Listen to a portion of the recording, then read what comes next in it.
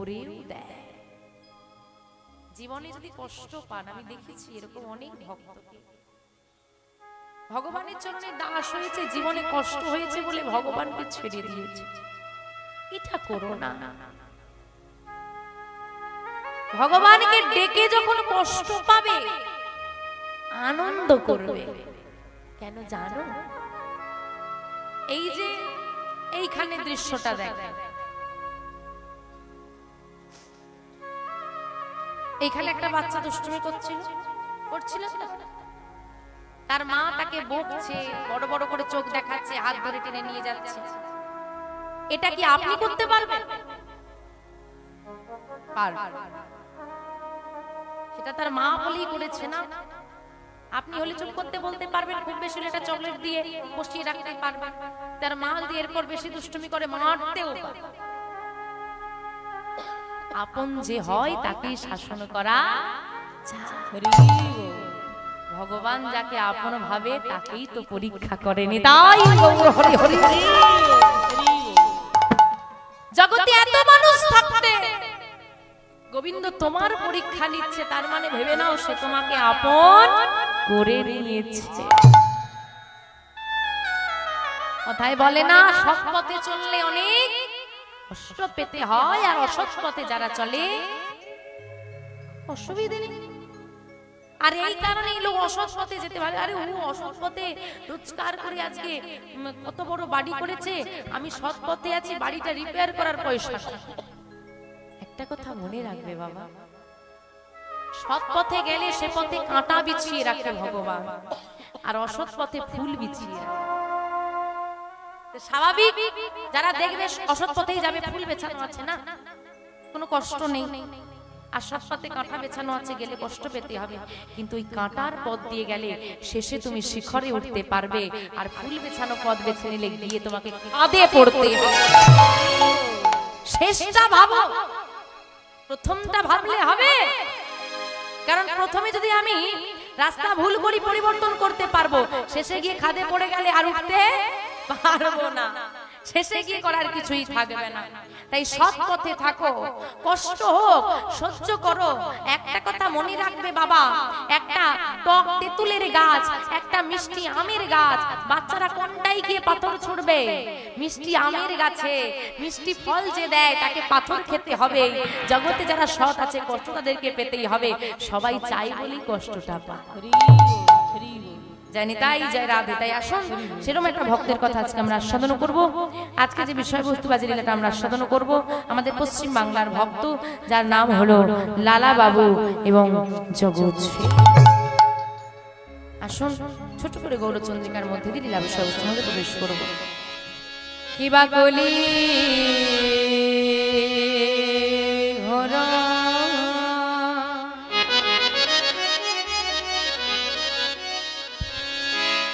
তিহিমিরে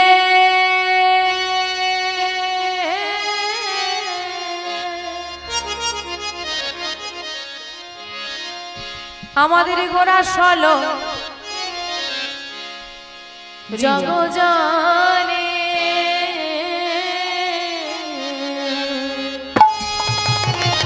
কিবা কলি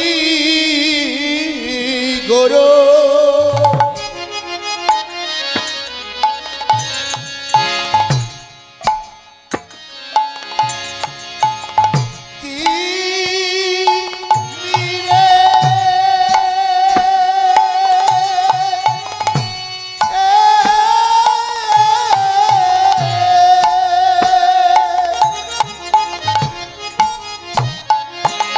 আমার গোরা চলো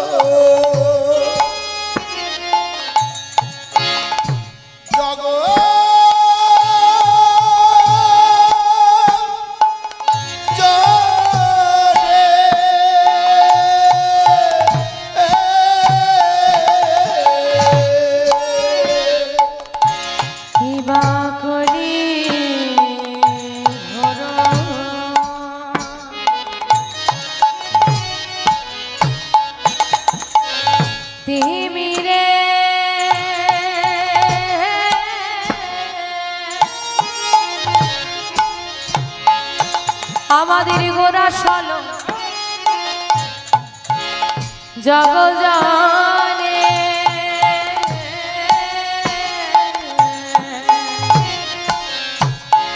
কি বাক কলি গোরো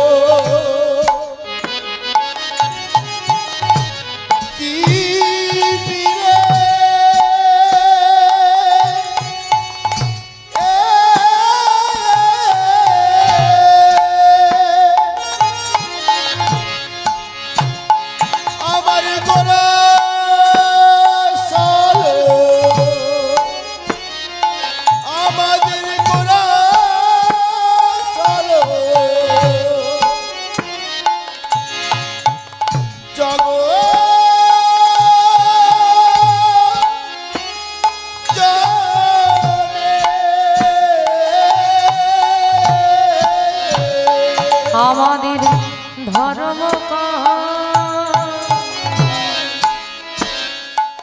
আমাদের ধর্ম করম রহন আমাদের ধর্ম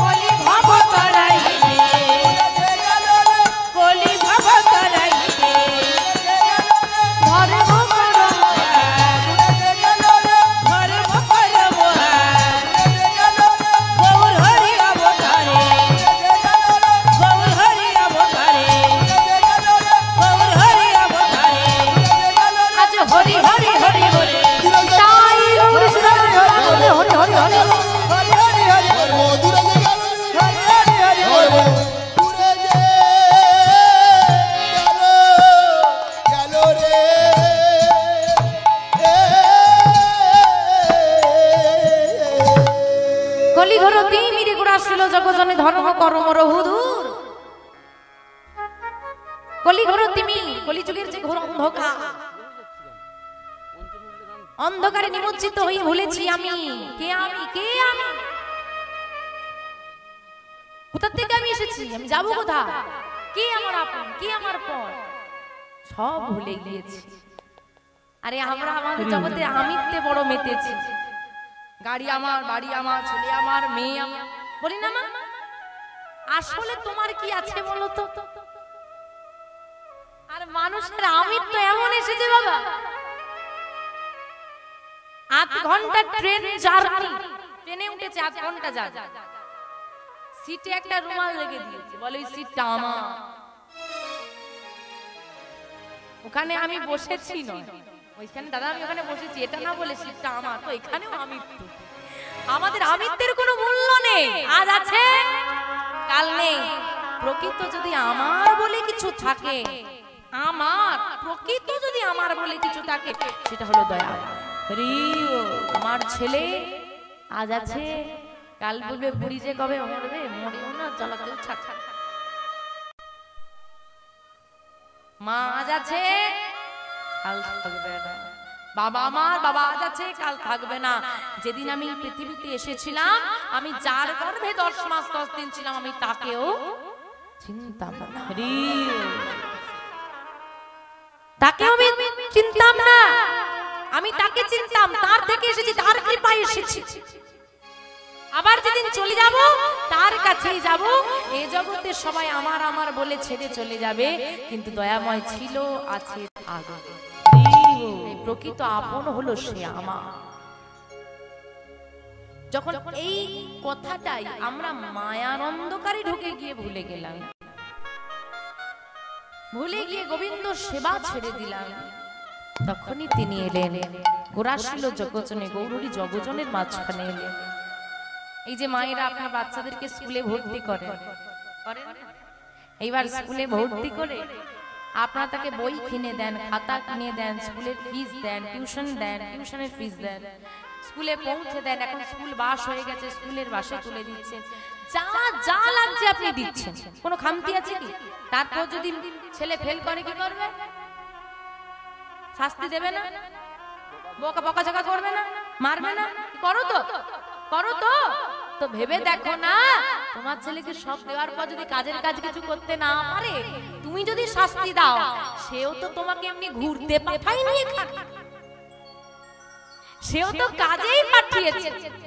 তোমাকে বলার মতো মুখ দিল, শোনার মতো কান দিল, ভ্রমণ করার মতো চরণ দিল, সেবা করার মতো হাত দিল, গোবিন্দের ভজন সাধন করার মতো সর্বাঙ্গ দিয়েছে, দর্শন করার জন্য নয়ন দিল, সবই দিয়েছে, কিছু তো কমতি রাখেনি। তারপরেও যদি তার কাজটা তুমি করতে না পারো, কাজের কাজ কিছু করতে না পারো, তার কাছে ফিরে গেলে কি মনে হয় সে শাস্তিটা ছেড়ে দেবে? ভুলে যেও না, যদি পৃথিবীতে এসেছিলে বলে আসনি তুমি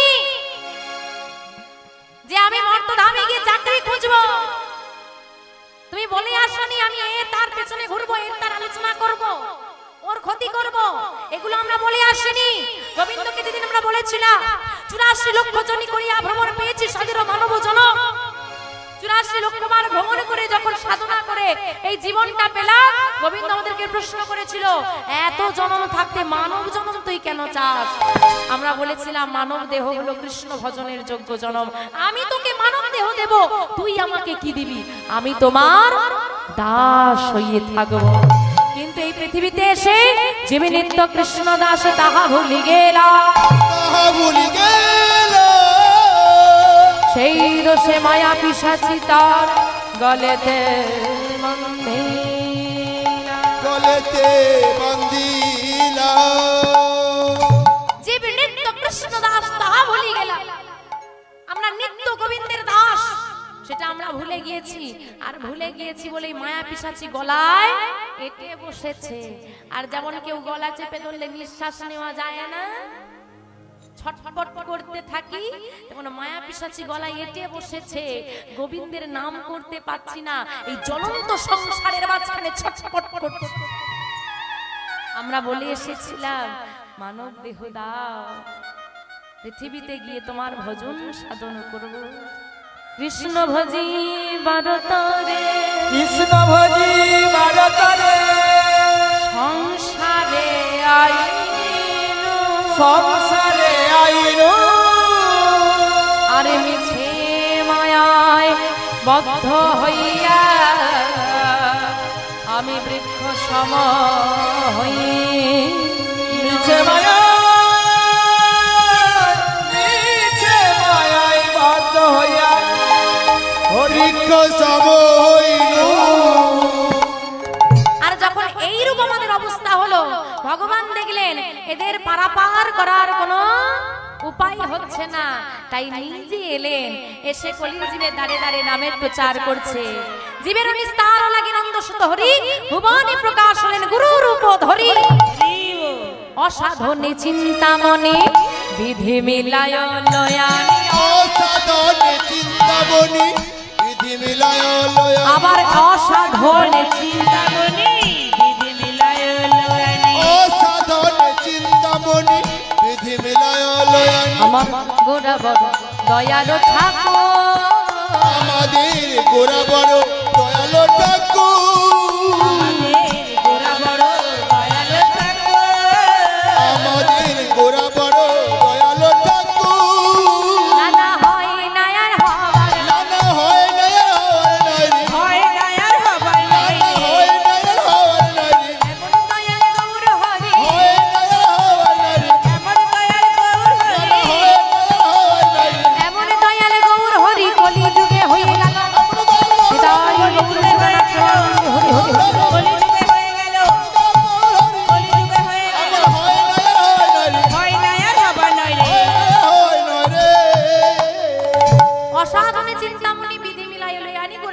দয়ালু ঠাকুর, গৌর হরি কত দয়া। ভক্ত প্রশ্ন করছে যে আচ্ছা, এক রাজার প্রশ্ন ছিল, ইসলাম ধর্মের একজন রাজা, তিনি তার একজন সভাসদ ছিলেন সনাতন ধর্মী। তিনি প্রশ্ন করছেন, আচ্ছা তোমাদের ব্যাপারটা আমি ঠিক বুঝি না বাবা, তোমাদের ভগবান যদি এতই শক্তিশালী, তার যদি এত দেবতা আছে তো আমাদের ভগবান কত সভাসদ আছে, আমাদের ভগবানের কি কম সঙ্গী আছে? তা সত্যি যদি ভক্তদেরকে উদ্ধার করার তার উদ্দেশ্য থাকে, নিজে আসার কি দরকার? এতজন আছে তাদেরকে পাঠাতে পারলো না, নিজে এলো কি করতে? প্রশ্নটা ভালো না খারাপ? এত দেব দেবী আছে, তাদেরকে পাঠালে নিজে আসার কি দরকার ছিল? বলছে রাজামশাই, এটা তো আমি বলতে পারবো না, তবে আমি চেষ্টা করছি বলার, আমি একটু জেনে সময় নিয়ে বলি। ঠিক আছে। তো কিছুদিনের মধ্যে সেই সভাসদ কি করেছে জানো? রাজার একটা মাত্র পুত্র ছিল, ছোট